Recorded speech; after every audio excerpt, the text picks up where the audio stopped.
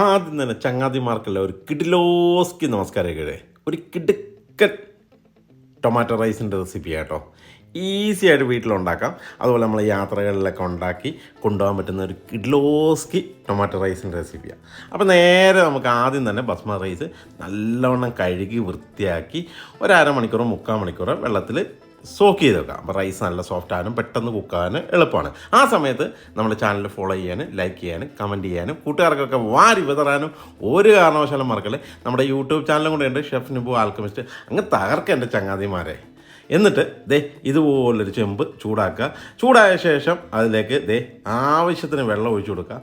എന്നിട്ട് ഒരു ലൈറ്റായിട്ട് എണ്ണയും ഉപ്പും നാരങ്ങ ഇങ്ങനെ റൗണ്ടായിട്ട് കട്ട് ചെയ്തും കൂടി വെള്ളത്തിലിട്ടങ്ങ് തിളപ്പിക്കുക. കാരണം അപ്പോൾ റൈസ് ഇങ്ങനെ ഒട്ടിപ്പിടിക്കാതിരിക്കാനും നല്ല ഓരോ ഇതളായിട്ട് കിട്ടാൻ വേണ്ടിയാണ് ഇങ്ങനെ ചെയ്യുന്നത്. ഇത് വെള്ളം തിളച്ച് കഴിയുമ്പോഴേക്ക് നമ്മുടെ കഴുകി വൃത്തിയാക്കി സോഫ്റ്റാക്കി വെച്ചിരിക്കുന്ന റൈസ് എടുത്ത് ചൂടുവെള്ളത്തിലേക്ക് ഒരു മറിക്കുക എൻ്റെ ചങ്ങാതിമാരെ. എന്നിട്ട് മറിച്ചിട്ട് ഇതുപോലെ ഒന്ന് മിക്സ് ചെയ്ത് വിട്ടേക്കുക. കാരണം കട്ട പിടിക്കാതിരിക്കാൻ വേണ്ടിയാണ്. ഇതുപോലെ ലൈറ്റായിട്ടൊന്ന് മിക്സ് ചെയ്ത് വെക്കുക. കൂടുതൽ ഇളക്കരുത്, പൊടിഞ്ഞു പോവും. എന്നിട്ട് ഇതുപോലെ ഒന്ന് വെന്ത് ഈ രൂപത്തിലും ഭാവത്തിലും വരുമ്പോൾ ഇവനെ എങ്ങെടുത്ത് ഊറ്റിയെടുക്കുക, വെള്ളം കളഞ്ഞ്. ശേഷം അടുത്ത കലാപരിപാടിയെ തീ പിടിപ്പിക്കൽ. നമ്മുടെ ഉരുളി ചൂടാക്കാൻ വെക്കുന്നു. ഉരുളി ചൂടായി കഴിയുമ്പോഴേക്ക് അതിലേക്ക് എണ്ണ ഒഴിക്കുന്നു. എണ്ണ ചൂടായി വരുമ്പോൾ കടുക് പൊട്ടിക്കുന്നു. കടുക് പൊട്ടി വരുമ്പോഴേക്ക് അതിലേക്ക് ആവശ്യത്തിലുള്ള ഉഴുന്ന്, അതുപോലെ റോസ്റ്റ് ചെന ഇത്ര ഇട്ട് ഒന്ന് റോസ്റ്റ് ചെയ്തെടുക്കുന്നു. ശേഷം പീനട്ടോ അല്ല കാഷ്യൂനട്ടോ ഏത് വേണമെങ്കിൽ ഇടാം. ഇപ്പം ഞാൻ ഇടുന്ന പീനട്ടാണ്. പീനട്ട് ഇട്ട് ഒന്ന് ലൈറ്റായിട്ട് ഇതുപോലെ ഒന്ന് റോസ്റ്റ് ചെയ്തെടുക്കാം. അവനൊന്ന് ലൈറ്റ് കളറായി വരുമ്പോൾ വത്തലമുളകും കൂടെ എടുത്ത് ഒരു മറിക്കുക. വത്തലമുളക് ഒന്ന് ലെവലായി വരുമ്പോഴേക്ക് സവോള ചെറുതായി അരിഞ്ഞ് വെച്ചിരിക്കുന്നത് ഇതുപോലെ ഒരു ലാഡിലെടുത്തൊരു മറിച്ച ശേഷം അവനെ ഒന്ന് ലൈറ്റായിട്ടൊന്ന് റോസ്റ്റ് ചെയ്യുക. കണ്ടോ, ഈ രൂപത്തിലും ഭാവത്തിലൊക്കെ വരുമ്പോഴേക്ക് നമുക്ക് അടുത്ത കലാപരിപാടിയായ ഇതിലേക്ക് ലൈറ്റായിട്ട് ഇഞ്ചി വേണമെങ്കിൽ ഇടാം, ഇട്ടില്ലെങ്കിലും കുഴപ്പമില്ല. ഇഞ്ചിയും കൂടെ ഇട്ടൊന്ന് വരട്ടിയെടുക്കുക. എന്നിട്ട് പച്ചമുളക് 2ആയി കീറിയതോ 3ആയി കീറിയ പച്ചമുളക് എടുത്ത് ഒരു 2-3 എടുത്ത് മറിക്കുക. അവനെ ഇട്ട് ഇതിലൂടെ അങ്ങ് റോസ്റ്റ് ചെയ്യുക. ശേഷം കറിവേപ്പില ഒരു ഗാർണിഷായിട്ട് കിടക്കട്ടെ എന്ന് പറഞ്ഞ പോലെ അവനെ ഇട്ട് ഇതിലേക്ക് ഇട്ട് അങ്ങ് വരട്ടിയെടുക്കുക എൻ്റെ ചങ്ങാതിമാരെ. ഇത് മൊത്തത്തിലൊരു കളറും രൂപത്തിലും ഭാവത്തിലൊക്കെ ആയി വരുമ്പോഴേക്ക് തക്കാളി ഇതുപോലെ ബൗൾ നിറയെ എടുക്കുക. എന്നിട്ട് അവനെ ചെറുതായി അരിഞ്ഞ ശേഷം അവനെ ഇതിലേക്ക് ഇതുപോലെ സ്റ്റൈലായിട്ടങ്ങ് ഇട്ടങ്ങ് റോസ്റ്റ് ചെയ്യുക. എന്നിട്ട് മൊത്തത്തിലങ്ങ് ഇതുപോലെ വരട്ടിയെടുക്കുക.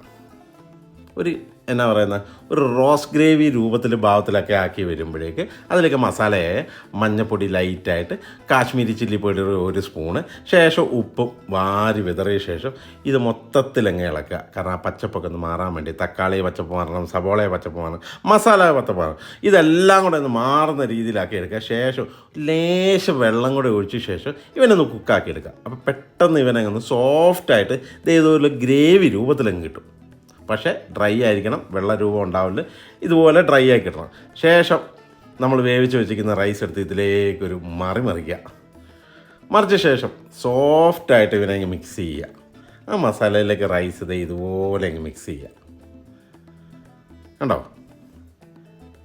ഇതുപോലെ മിക്സ് ചെയ്യുമ്പോഴേക്ക് ഈ മസാല എല്ലാം കൂടെ റൈസിലേക്ക് അങ്ങ് പിടിച്ച് റൈസിന് നല്ല സ്മെല്ലാണ് വരുന്നുണ്ട്. ബസ്മതി റൈസും കൂടെ ആകുമ്പോഴേക്കും ഒരു രക്ഷയില്ല എൻ്റെ ചങ്ങാതിമാരെ. എന്നിട്ട് അവസാനത്തെ കിടുക്കാച്ചി പരിപാടിയാണ്. കുറച്ച് കായപ്പൊടിയും കൂടെ വാരി ഇങ്ങ് വിതറുക. ഇതുപോലെ കായപ്പൊടിയും കൂടി ഇട്ട ശേഷം അവനെ സ്ലോ മോഷനിൽ മിക്സ് ചെയ്യുക.